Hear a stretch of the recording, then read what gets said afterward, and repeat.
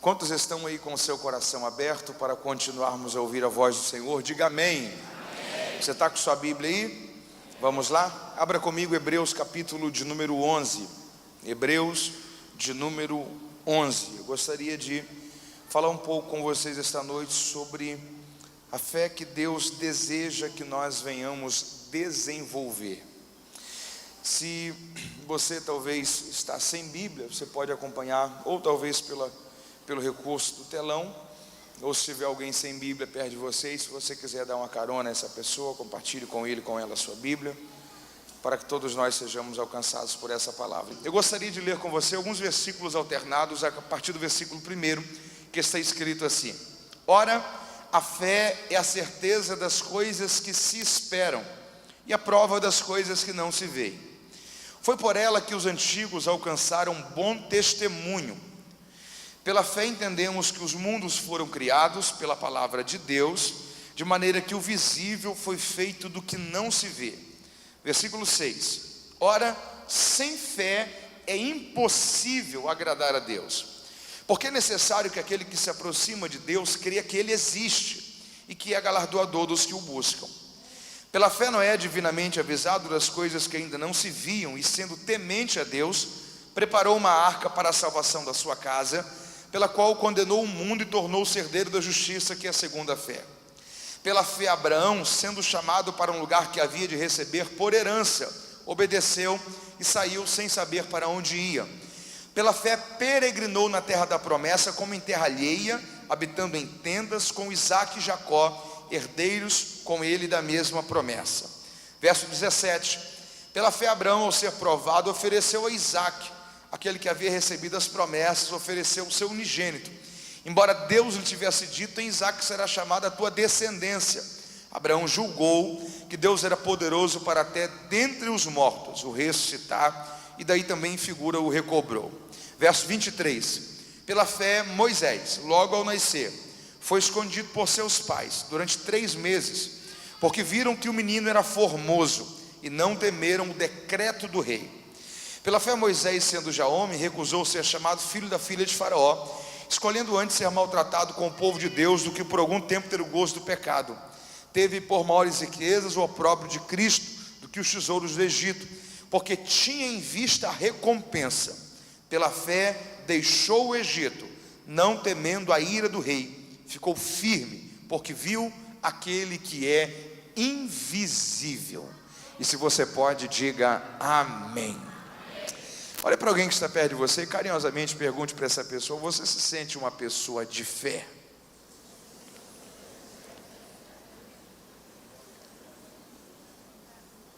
A fé é um dos principais assuntos que a Bíblia desenvolve sobre ele. Quando Cristo falou sobre a fé, ele usou várias figuras de linguagem para nos ajudar na compreensão sobre qual é a verdadeira fé bíblica que Deus deseja que nós venhamos desenvolver. Certa vez ele disse que se você tivesse fé como um grão de mostarda, você poderia dizer a um monte para que ele se movesse a um outro local, e assim aconteceria. É interessante que a ideia ali não é fé do tamanho de, mas é como um grão de mostarda. A ideia que Jesus está dizendo é o seguinte: uma fé que tem a qualidade que o grão de mostarda tem. O grão de mostarda, embora seja um dos menores grãos que existem, é um dos grãos mais indestrutíveis. Se você tenta pisar sobre ele, dificilmente você consegue o quebrar. Se você queimá-lo, mesmo com toda a sua parte externa queimada, se você plantá-lo, ele ainda consegue produzir vida. O que o Senhor está dizendo é o seguinte: eu quero que você gere uma fé que ela seja indestrutível. E mesmo sob as chamas das pressões, dos problemas, das adversidades, das lutas, das aflições da vida, tudo isso não lhe impeça de gerar um amanhã melhor, segundo a fé. Quando Paulo foi falar sobre as armaduras de Deus, a figura de linguagem que ele usou para falar um pouco sobre a fé foi a de um escudo. Ele diz sobre revestir-nos do escudo da fé. Por quê?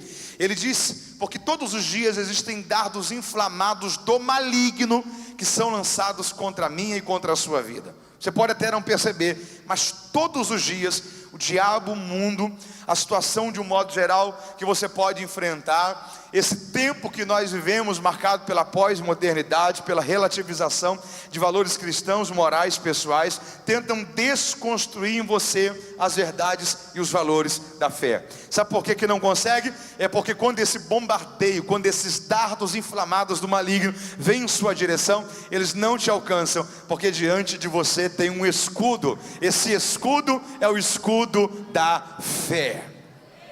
A fé não é pensamento positivo. A fé é totalmente diferente de pensamento positivo. O pensamento positivo te diz, tudo vai dar certo. A fé te diz, fique tranquilo, ainda que humanamente falando nada dê certo, Deus não te abandonou, sua vida não perdeu o controle, Deus continua no controle da tua história. Se Sadraque e Mesaque fossem da confissão positiva ou do pensamento positivo, eles iam dizer, pode aquecer a fornalha, porque nós temos certeza que o nosso Deus vai nos livrar. Mas não foi isso que ele falou. Ele disse, pode aquecer a fornalha, nós temos certeza que o nosso Deus pode nos livrar, mas ainda que Ele não nos livre, nem assim nós iremos adorar a estátua que você construiu. Jó não era do pensamento positivo. Jó disse, ainda que ele me mate, nele eu esperarei. No ápice da sua crise, ele disse, tudo que eu queria era uma peça de bronze, para que eu pudesse gravar nela uma convicção que eu tenho. Qual é a sua convicção, Jó? Que você não esperava que um dia você iria viver isso? Não. Que está doendo demais todas as percas que você enfrentou na sua vida? Não. O que eu queria registrar é que eu tenho uma convicção. Qual? Eu sei que o meu Redentor vive, e por fim Ele se levantará, mudará a minha história. Isso é o poder da fé. A verdadeira fé, ela não é revelada quando tudo vai bem, mas a verdadeira fé, ela é manifesta quando aparentemente nada deu certo, mas você continua inabalável pela sua confiança no Senhor. Curiosamente, o termo bíblico para fé é o mesmo termo para confiar. Então, biblicamente, crer é confiar. Você pode repetir isso comigo? Diga, crer é confiar. Se você crê, você confia. Se você não confia, porque você não crê. Essa dinâmica da fé, ela nos exige essa confiança, essa dependência, esse sentimento de descansar o coração e entender que ainda que você não saiba qual caminho, Deus virá ao seu encontro com socorro e com providência para a sua vida. Quando o escritor aos Hebreus foi falar sobre essa fé, ele usou uma das respostas mais compactas e completas para falar sobre a fé. Ele disse que a fé é o firme fundamento daquilo que você espera, porém ainda não vê. Você tem convicção, porém ainda não vê. Se você perguntasse para ele, como que eu posso então entender de uma forma mais prática essa fé? Ele te daria alguns exemplos, que foi os exemplos que ele deu em Hebreus capítulo 11. Tem 3 desses exemplos que rapidamente eu gostaria de compartilhar ao seu coração esta noite, sobre pessoas que foram exemplos dessa fé bíblica que você precisa desenvolver nesse ano, dentro do que Deus tem envolvido vocês dentro dessa temática.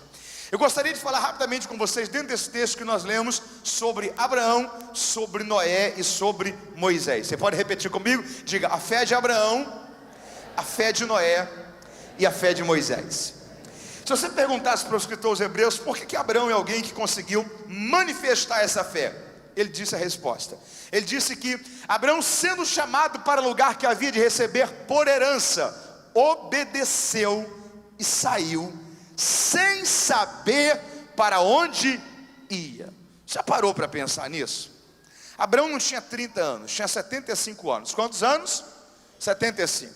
Deus olha para ele e fala assim, ó, eu tenho um plano para você. Em ti serão benditas todas as famílias da terra. Eu irei abençoar a todos que te abençoarem, e amaldiçoados serão todos que te amaldiçoarem. Só que todas essas minhas promessas para você estão diante de uma condicional. Saia da sua terra, do meio da sua parentela, para um lugar que eu irei te mostrar. Se você encontrasse Abraão no dia da mudança dele e dissesse, bom dia, seu Abraão, o senhor está indo viajar? Ele ia dizer, não, eu estou me mudando daqui. Mas como assim? Para onde? Ele ia te falar, não faço a mínima ideia. Mas o senhor não tem mais idade para fazer essas coisas. Já tem 75 anos. O que foi que aconteceu? Deus falou comigo. O que foi que ele te disse? Sai do meio da sua parentela para um lugar que eu vou te mostrar. Como assim? Primeiro eu saio, depois ele me mostra. Mateus, isso é loucura. Crer é confiar. Sabe o que mais me chama a atenção em Abraão? Abraão é chamado de o amigo de Deus. O amigo de Deus chama Abraão em Gênesis 12, quando ele tem 75 anos. Quantos anos? Faz um monte de promessas para ele. Essas promessas começaram a se cumprir a partir de Gênesis 17, quando Abraão tinha 99 anos. Quantos anos? Observe isso daqui. Quantos anos se passaram de Gênesis 12 a Gênesis 17? 75 a 99. Quantos anos se passaram? 24 anos. Abraão era o amigo de Deus. Quem aqui tem pelo menos um amigo na vida? Faz assim, pelo menos um amigo. Quantas vezes você fala com o seu amigo ou com a sua amiga pela semana? Por mês? Por ano? Abraão era o amigo de Deus. Sabe quantas vezes Deus falou com Abraão de Gênesis 12 a Gênesis 17? Sabe quantas vezes Deus falou com Abraão em 24 anos? 4 vezes. Espera aí. Com um amigo dele em 24 anos, Deus falou 4 vezes. E esse Abraão é um exemplo de alguém que conseguiu desenvolver essa fé. Como que se entende isso? Abraão aprendeu, Abraão conseguiu alcançar o nível mais difícil da vontade de Deus. Existem pelo menos 3 níveis na vontade de Deus. Quantos níveis? 3. Primeiro nível, diga comigo, vontade decretada. Quem enfrentou esse nível foi Jonas, lembra? Jonas recebeu uma palavra de Deus para ir para Nínive, desceu para Jope, falou, nada, eu vou é para Tarso, eu vou fugir. Aí ele foge. Aí no caminho, você conhece a história, vem uma tempestade, lançam ele no mar, ele é engolido por um grande peixe. Quando ele está dentro do grande peixe, ele ora. Aqui tem uma coisa interessante. A primeira vez que Jonas orou em todo o livro foi dentro do ventre do peixe. Ele não orou em casa, ele não orou no porto, ele não orou no navio. Deixa eu te falar uma coisa, cuidado para você não se lembrar de orar só depois que as coisas deram errado. Chame Deus para os seus projetos no início. Se você chamá-lo e entregar o controle na mão dele, meu irmão, tem tudo para dar certo a trajetória da sua vida. Jonas só se lembrou de orar quando tudo já tinha dado errado. Aí ele clama ao Senhor, e aqui tem uma coisa interessante, porque a Bíblia diz que dentro do ventre do grande peixe, Jonas orou. Jonas falou com Deus, e a Bíblia diz, e Deus falou com Jonas, foi isso? Não, a Bíblia diz, e Deus falou com o peixe. Jonas fala com Deus, Deus nem fala com ele, Deus fala com o peixe. Aí Deus fala com o peixe o seguinte, ó, vomite a Jonas, devolva a Jonas em terra. Ele é devolvido. Aqui tem outra coisa interessante, porque Jonas não é devolvido em Nínive. Jonas é devolvido provavelmente em Jope. Nínive não é uma cidade marítima, é interior do Iraque. Jope era. Ele não é entregue no local que Deus mandou ele ir. Ele é entregue no local onde ele começou a errar. Porque quando você desobedece e Deus lhe dá a oportunidade de você recomeçar, Ele te coloca no local de onde você nunca deveria ter saído. Provavelmente ele volta para Jope. Aí talvez ele está em Jope dizendo, ufa, quase, hein? Deus olha para ele e fala assim, oi? Senhor? Sim. Pois não, eu não me esqueci. Vá para Nínive. Porque quando você está enfrentando o nível da vontade decretada de Deus, você pode mudar de endereço, pode mudar de bairro, pode mudar de cidade, pode mudar de país, pode mudar de profissão. Deus vai te encontrar lá e vai dizer, eu não me esqueci do que eu disse a você. Vontade decretada. Segundo nível é vontade proposta. Você pode repetir comigo, diga vontade proposta. Essa aqui não é obrigatória, mas é o que Deus deseja que você viva. A Bíblia está cheia de vontade proposta de Deus. Posso te dar uns exemplos? Vontade proposta de Deus para os maridos. Marido, amai as vossas esposas como Cristo amou a igreja. Vontade proposta de Deus para as esposas. Esposas, sejam submissas aos vossos maridos. Vontade proposta de Deus para os pais. Pais, não provoquem a ira aos seus filhos. Vontade proposta de Deus para os filhos. Filhos, honrai aos vossos pais. A vontade proposta, ela não é imposta, mas ela é proposta, de fato, o nome já diz tudo. Você pode não obedecê-la, só que todas as vezes que você desobedece, você traz sobre si a consequência. É o que o Senhor fala, por exemplo, dentro de um contexto do Antigo Testamento, Deuteronômio, quando Ele diz, hoje eu proponho para você a bênção e a maldição. Se você obedecer, a bênção. Se você desobedecer, a maldição. Você consegue fugir da vontade proposta, só que se você obedecê-la, você atrai a bênção de Deus sobre você, como fruto da sua obediência. Só que o terceiro nível da vontade de Deus é o nível mais difícil de todos, que é o nível da vontade desejada. Você pode repetir comigo? Diga: vontade desejada. Por quê? Porque você só conhece quando você convive. Deixa eu te dar um exemplo aqui. Imagina que alguém chama você para almoçar num domingo como esse, e quando você chega na casa da pessoa, o cardápio é bife de fígado com jiló. Quem é que gosta aí? Levanta a mão. Não é todo mundo. Se a pessoa convivesse com você, qual o prato que ela faria? Uma macarronada? Um churrasco? Uma lasanha? Ela precisaria perguntar a você o que você gosta de comer, sim ou não? Não, porque quando você convive, você conhece. Entende isso? Conhecimento é fruto de convivência. Se for perguntar, por exemplo, ao seu esposo, sua esposa, pai, mãe, filho, qual cor que ele mais gosta? Vai dizer: ela gosta mais de doce ou de salgado? Vai dizer. Por quê? Porque a convivência gera conhecimento. Você aprende a conhecer a pessoa, coisas que a pessoa não precisa falar, você sabe que ela gosta ou não. Isso também se aplica ao relacionamento com Deus. Quando você passa a conviver com Ele, a desenvolver comunhão, intimidade com Ele, tem coisas que Ele não precisa falar com você, você sente. Deixa eu te dar um exemplo disso aqui em Abraão. A primeira vez que Deus vai pedir altares na Bíblia é com Moisés. Com quem? Moisés. Abraão vive séculos antes. Deus se encontrava poucas vezes com Abraão, mas todas as vezes que Deus se encontrava com Abraão, a primeira coisa que Abraão fazia: levantar um altar. Levantar um altar. Levantar um altar. Deus só vai pedir altares séculos depois. Deus se encontrava com Abraão. O que Abraão fazia? Levantava um altar. Se você chegasse para Abraão e perguntasse para ele: Abraão, por que todas as vezes que Deus se encontra com você, você levanta um altar? Ele já te pediu isso alguma vez? Ele ia te falar: não, nunca. Mas por que todas as vezes que Ele se encontra com você, você levanta um altar? Ele ia dizer: porque embora Ele nunca me pediu, eu sinto dentro de mim que todas as vezes que eu ofereço um altar para Ele, Ele gosta. Mas como assim? Não dá para explicar. É coisa de quem convive, é coisa de quem conhece. Isso é vontade desejada. É coisa que Ele não fala, mas quem está em sintonia com Ele sabe que o coração dele se alegra, sabe que o coração dele se agrada. Você lembra de Jesus no Getsemane? Por 3 vezes ele diz assim: Pai, tem como passar de mim o cálice? O Pai não diz nada. Aí ele sai da terceira oração dizendo assim: discípulos, vamos, eu preciso ir para a cruz. Como assim? O Pai te falou alguma coisa? Não. Mas tem coisas que ao ponto que você vai desenvolvendo comunhão, o Pai não precisa falar. Você sente no seu coração qual é a vontade dele para a sua vida. Deixa eu dizer uma coisa: é por isso que tem coisas que a Bíblia não te proíbe, mas que você sabe que você não tem que fazer. É porque você está conectado com o coração de Deus e é levado a viver a vontade de Deus sobre a sua história. Você pode celebrar a Deus por isso. Esse Abraão aqui é um Abraão que ele está andando com um Deus que não abandona, que não distancia, que cuida, mas que fala pouco.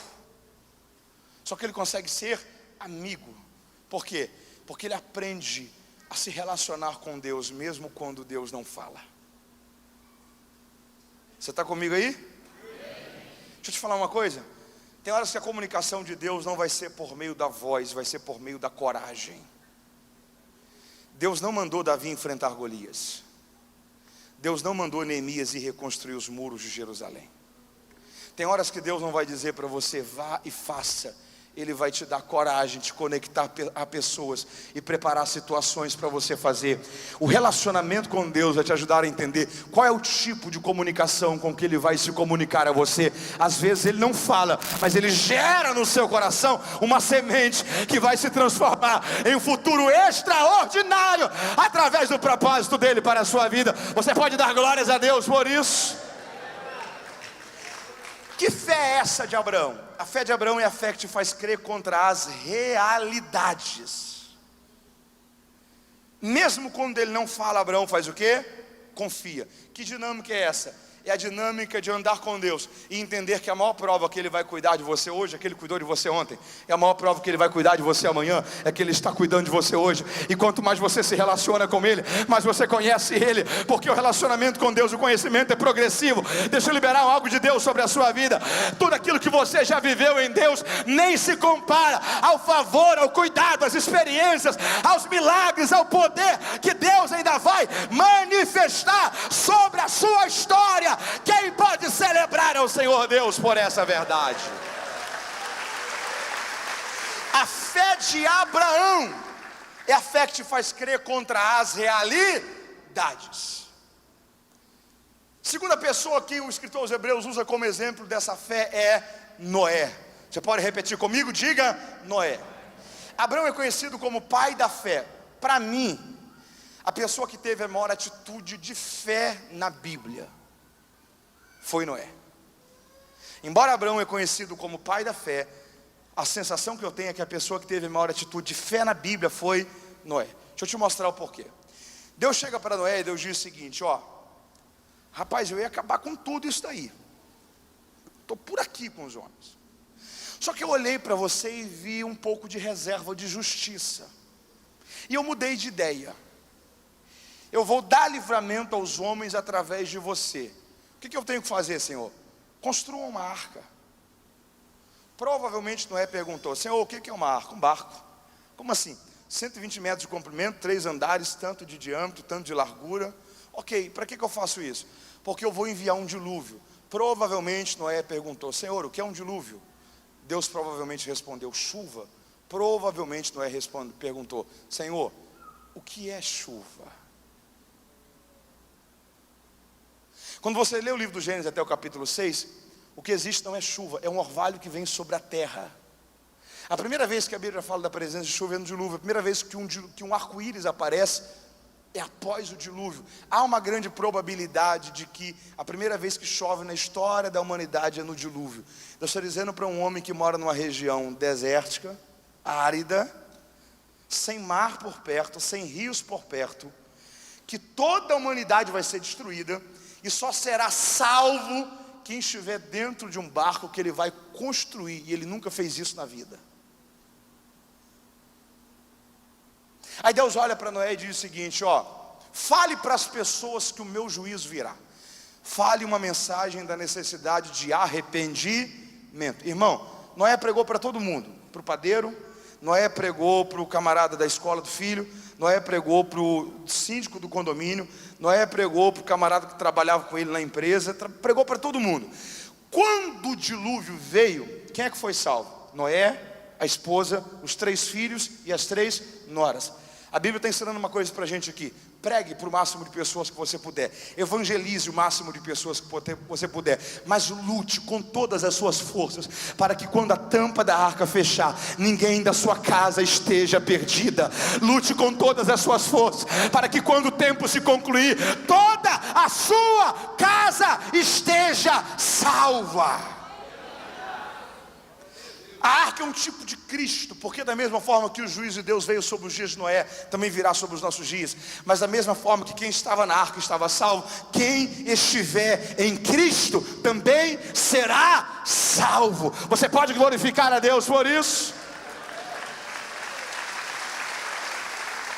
Sabe o que é mais interessante? Que às vezes a gente não observa. Quem aqui já viu algum filme sobre o dilúvio? Faz assim. As cenas dos filmes criaram uma ilusão na cabeça da gente como foi o dilúvio. A Bíblia diz que do dia que Noé fechou a tampa da arca até o dia que veio o dilúvio, levaram-se 7 dias. Noé não tampou a tampa da arca, a água vindo, ele desesperado para a água não entrar. Levaram-se 7 dias. Se coloque na pele de Noé. Passa o primeiro dia, tampa da arca fechada, gente zombando lá de fora, nada. Passa o segundo dia, nada. Talvez no terceiro dia um dos filhos olha para ele e fala assim: pai, deixa a gente fazer uma pergunta para o senhor. Pois não. O senhor tem certeza que Deus falou mesmo com o senhor? Tenho. Só uma outra pergunta, pai. Quantas vezes Deus falou com o senhor sobre tudo isso daí? Uma vez. Ok. Uma última pergunta, pai. Quanto tempo faz isso? 120 anos atrás. E de lá para cá ele não falou mais nada, nunca mais. E o Senhor fez tudo isso porque ele falou só uma vez há 120 anos atrás. Não se comunicou nunca mais? Não. Ok. Passa o terceiro, quarto, talvez no quinto dia, um outro filho olha e fala assim: pai, deixa a gente abrir a tampa dessa arca. A gente conta uma história, diz que foi a gente que não queria entristecer o Senhor. Deixa a gente soltar esses bichos, o povo está zombando da gente lá do lado de fora. Não, mantenha a tampa da arca fechada. Passa o quinto dia, passa o sexto dia. A Bíblia diz que no sétimo dia Deus abre as comportas do céu e as comportas da terra. A sensação que eu tenho é que os lençóis freáticos explodem e vem água do céu como nunca antes veio. Chove durante 40 dias e a terra fica um ano submersa. Se a fé de Abraão é a fé que te faz crer contra as realidades, meu irmão, a fé de Noé é a fé que te dá uma convicção: Deus não vai falhar. Deus não vai falhar. Deus não vai falhar. Você pode celebrar a Deus por isso. Você pode dizer a alguém perto de você, diga para essa pessoa: descanse seu coração, Deus não vai falhar com você.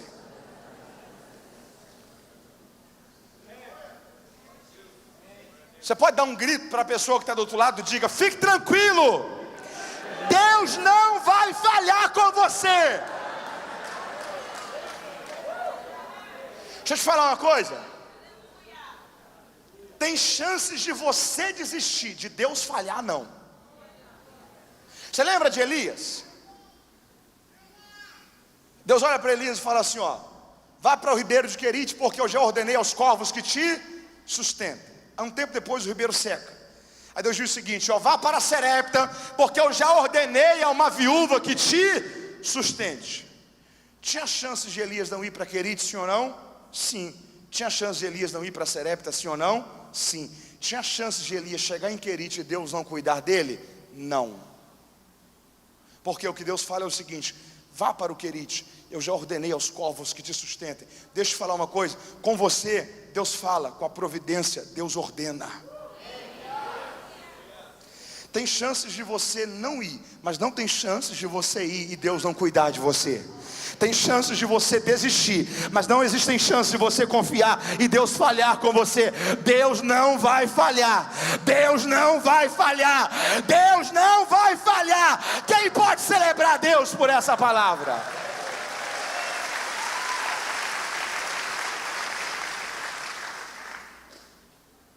Noé é alguém que crê contra as realidades, assim como Abraão, mas é alguém que revela com seu coração o seguinte: fé é crer que não existe possibilidades de Deus falhar. Fé é dar um passo às vezes esperando que Deus vai colocar o chão. A fé não trabalha com a sua lógica.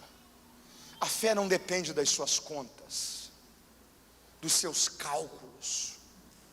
A fé depende da sua confiança e do propósito de Deus em você. Porque aqui tem uma coisa interessante. Porque se você tiver um sonho, Deus te abençoa. Mas quando você sonha um sonho de Deus, Deus te patrocina, é diferente.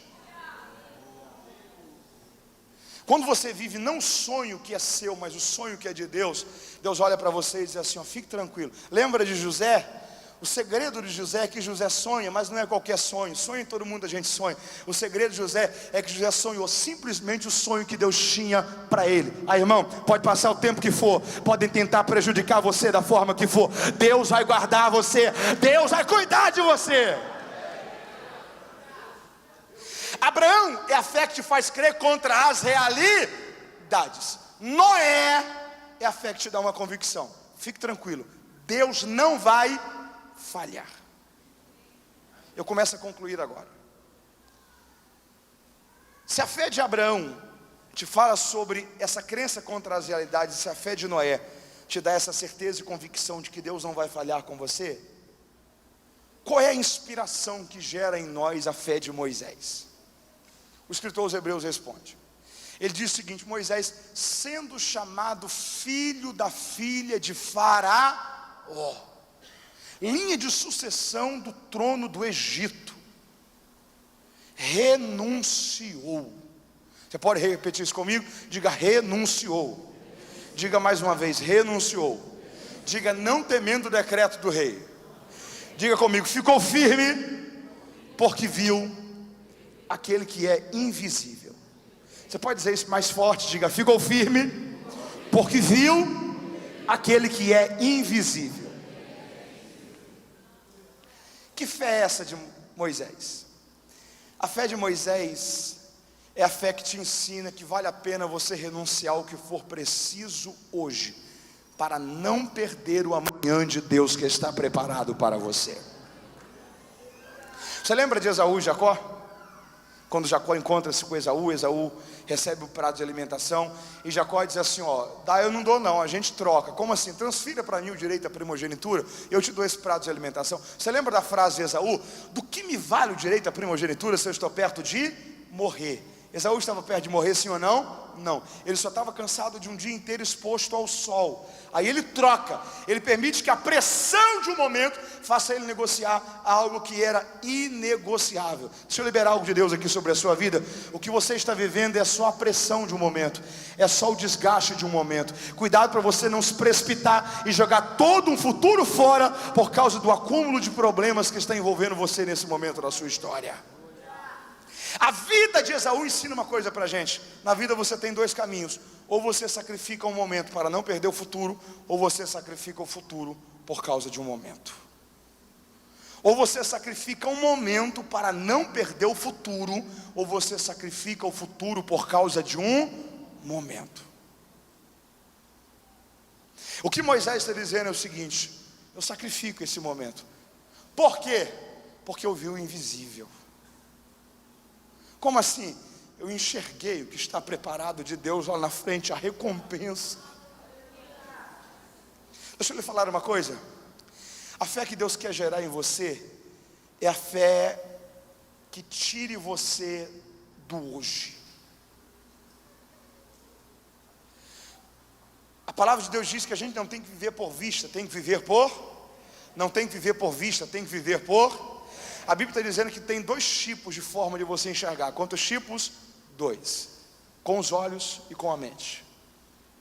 Enxergar é com os olhos, visão é na mente. Você pode repetir isso comigo? Diga: enxergar é com os olhos. Diga: visão é na mente. Deixa eu te dar um exemplo disso aqui. Quem aqui já acordou apavorado com um pesadelo? Faz assim. Aquilo ali parecia ser real, sim ou não? Seus olhos estavam abertos ou fechados? Por que aquilo parecia ser real e os seus olhos estavam fechados? Porque aquilo se passou na sua mente. Porque o que seus olhos fazem é só capturar um cenário. A visão não acontece nos olhos, a visão acontece na mente. O grande desafio para você viver essa dinâmica de fé que Deus está propondo a vocês nesse ano de 2020 é vocês conseguirem tocar o hoje com os pés, mas tocar o amanhã com a mente. Porque se você fica preso, pés e mente, no hoje, você está correndo um sério perigo, transformar o seu futuro apenas numa repetição do seu presente. E Deus deseja que você viva algo novo. Só que a grande questão que a gente precisa entender é que toda mudança Deus vai gerar primeiro na sua visão. Você está entendendo isso? Toda mudança Deus vai gerar primeiro na sua visão, porque a forma como você se vê determina como você se comporta, e a forma como você se comporta determina aquilo que você alcança. Você lembra dos espias? Quando Moisés enviou eles, 10 espias voltaram dizendo o seguinte: ó, de fato a terra é boa, é próspera, de fato é uma terra que emana leite e mel, só tem um problema. Qual? Nós encontramos lá os filhos de Anak, homens de 2,90 metros quase de altura, e quando nós víamos eles, nós nos enxergávamos como gafanhotos. Não eram eles que olhavam para nós e nos viam como gafanhotos, éramos nós que nos olhávamos e nos víamos diante deles como gafanhotos. Quando eles falam isso, Deus olha para Moisés e fala assim: Moisés, mudança de plano. Como assim? Essa geração não vai entrar na terra de Canaã. Por quê? Porque aqui está revelado um princípio de Deus. Deus nunca vai confiar coisas grandes nas mãos de quem tem uma visão pequena. Você está entendendo isso? A forma como você vê determina como você se comporta, e a forma como você se comporta determina aquilo que você alcança. É por isso que toda grande mudança Deus vai gerar primeiro na sua mente, lhe dando uma nova visão. Quem está entendendo isso? Moisés só consegue transicionar desse sacrifício da sucessão real, a renúncia disso, para viver o amanhã de Deus, porque o texto diz que ele viu o invisível, ele enxergou a recompensa. Posso falar uma coisa? Existem 2 livros na Bíblia que contam a sua história. Você sabia disso? Quantos livros? 2. Primeiro, Salmo 139. A Bíblia diz que é um livro onde Deus prefixou todos os seus dias. Há um livro onde Deus prefixou todos os seus dias, os planos dele para você. Segundo livro, Apocalipse 20, é o livro das obras. O livro de Salmo 139 é o livro que Deus olhou para você e disse assim: ó, vai nascer o Marcos, a Thalita, o André, o Júnior, o João, o Mateus, o Paulo, a Patrícia. Eu tenho planos tão bons para ele. Eu tenho projetos tão extraordinários para ele. Esse aqui é o meu plano, pré-fixado. Aí você nasce, vai fazendo as suas escolhas. E aqui está o perigo de você não trazer Jesus para o centro. Porque muita gente recebeu Jesus só como Salvador, mas não como Senhor. Recebê-lo como Salvador é entender que você estava no pecado e Ele te salvou. Recebê-lo como Senhor é entender que agora você é servo dEle, não é mais a sua vontade, é a dEle. Não é mais o seu coração, é o dEle. Não são mais os seus planos, são o dEle. Não é mais aquilo que você pensa, é aquilo que Ele estabeleceu para você viver. Aí quando você se submete, só dizendo o seguinte: Senhor, tudo que eu conheço é de passado e mal de presente. O Senhor não, o Senhor conhece o futuro. Eu sei que o seu caminho nem sempre é o mais fácil, mas sempre é o melhor caminho. Eu sujeito a minha vontade à sua. Quais são os teus planos para mim? Em outras palavras, o que o Senhor prefixou nos seus livros sobre os meus dias? Apocalipse 20 é o livro das obras, é o livro que é o registro de tudo aquilo que você viveu, de tudo aquilo que você foi, de tudo aquilo que você escolheu, de tudo aquilo que você decidiu. Deixa eu lhe falar uma coisa, a minha preocupação é só uma: o dia que Deus pegar o livro onde Ele prefixou todos os meus dias, e o livro que Deus pegar o livro das minhas obras depois que eu morrer, e colocar um diante do outro, será que vai bater? Ou será que Deus vai olhar para mim e vai dizer: Mateus, como eram diferentes os meus planos para você? Será que Deus vai olhar para você e vai dizer: você viveu aquilo que eu preparei para você? Ou será que Deus vai olhar para você e vai dizer: eu tinha tantos planos bons para você, por que você decidiu desobedecer a minha vontade? Tem alguém aí? Submeter-se diante do senhorio, não apenas do poder salvífico, é dizer o seguinte: Senhor, eu quero viver, mas não a minha visão, eu quero viver a sua visão para a minha vida. Como assim? Eu estou disposto a romper com tudo aquilo que não é o teu propósito, para viver aquilo que é o teu planejamento para a história da minha vida. A grande questão é que isso acontece na mente. Eu uso um texto agora concluindo aqui essa reflexão.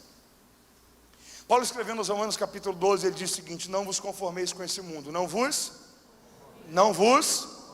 mas transformai-vos pela renovação da vossa mente. Paulo está usando aqui o verbo formar em 2 tempos. Ele está dizendo: não se conforme, mas transforme. O centro aqui é o verbo formar. Sabe o que Paulo está dizendo? Deixa eu te dar um exemplo aqui. Essa água aqui, ela tem uma forma, sim ou não? Não. Se eu lançá-la no chão, ela vai ter a forma do chão. Se eu colocá-la numa jarra, ela vai ter a forma da jarra. Como ela está na garrafa, ela tem a forma da garrafa. Por quê? Porque ela se conforma. Entende isso? Quando Paulo diz: não vos conformeis com esse mundo, o que ele está dizendo é: não aceite a forma do mundo, as tendências do mundo, o padrão do mundo, os limites do mundo. Aquilo que o mundo olha para você e diz: é desse jeito, não tem jeito, desiste, não tem solução, não há esperança. Paulo está dizendo: você é filho de Deus, não se conforme com isso e a isso.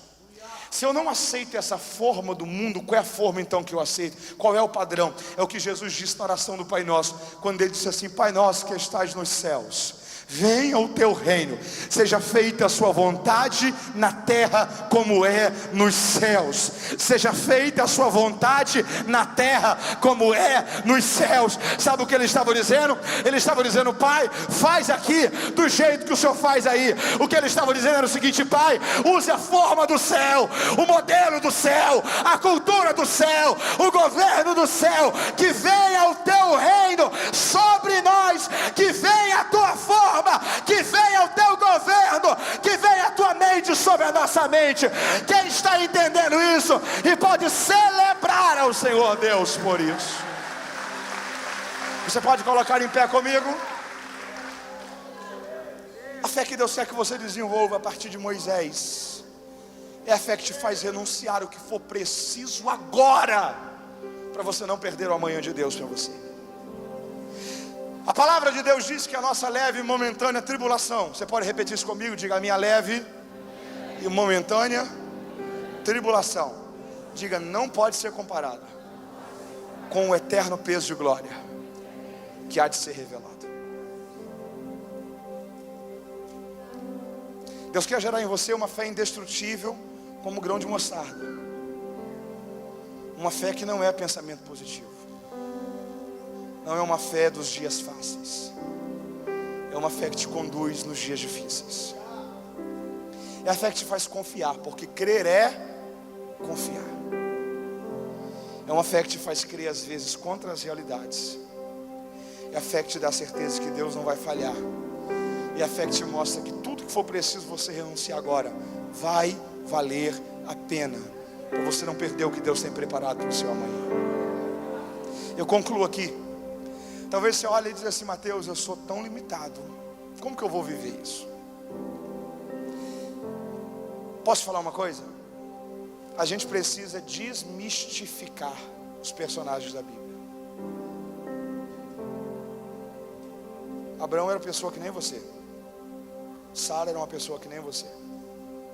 Ana tinha limitações que nem você. Tiago diz que Elias, homem sujeito às mesmas paixões que nós, orou. O segredo não estava em Elias. Orou.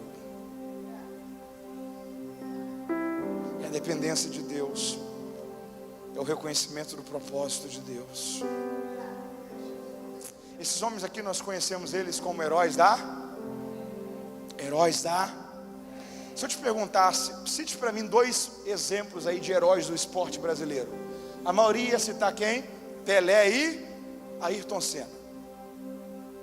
Se eu te perguntasse por que Pelé é um herói, você ia falar talvez, participou da conquista de 3 Copas do Mundo. Por que Ayrton Senna foi um herói? Porque foi o melhor piloto que eu já vi dirigir, foi tricampeão mundial.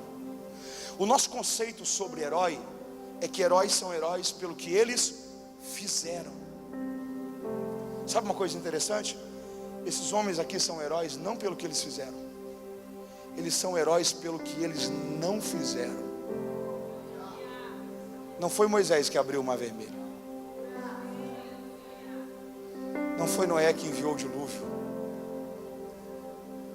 Porque na dinâmica do relacionamento com Deus, não é você quem faz, é o Senhor quem faz em você. Então você não tem que se preocupar com as suas limitações, com a família de onde você veio. Só precisa dizer o seguinte: Senhor, eis-me aqui. O Senhor tem um plano, tem um propósito. Senhor, se a minha vida te serve, usa-me. Não é você quem faz, é Deus quem faz em você. Você está entendendo isso? Você pode colocar a sua mão no seu coração? Eu quero orar com você. Senhor, nós queremos te louvar pela sua palavra. Eu estou conhecendo os meus irmãos hoje, mas o Senhor os conhece há tanto tempo. Na verdade, o Senhor os conhece desde antes deles terem nascido. Deus, o Senhor sabe como está a vida de cada um, a família, os sonhos, a saúde, o casamento, os projetos, a ansiedade, os medos, o desgaste, o esgotamento. nós queremos pedir ao Senhor, renova-nos mediante a fé que há em Cristo Jesus. Uma fé que é indestrutível, uma fé que nos faz crer contra as realidades, uma fé que nos dá a convicção de que o Senhor não vai falhar, uma fé, ó Deus, que nos faz renunciar a tudo que for preciso agora, para não perder o amanhã que o Senhor tem preparado para a vida da gente. Senhor, afasta de nós tudo aquilo que pode nos afastar de Ti. Guia-nos no cumprimento do Teu propósito, para que sobre cada pessoa, sobre cada família, haja a Tua bênção, o Teu favor, a Tua paz e a Tua graça. É o que nós te pedimos em nome de Jesus. Se você pode, diga amém.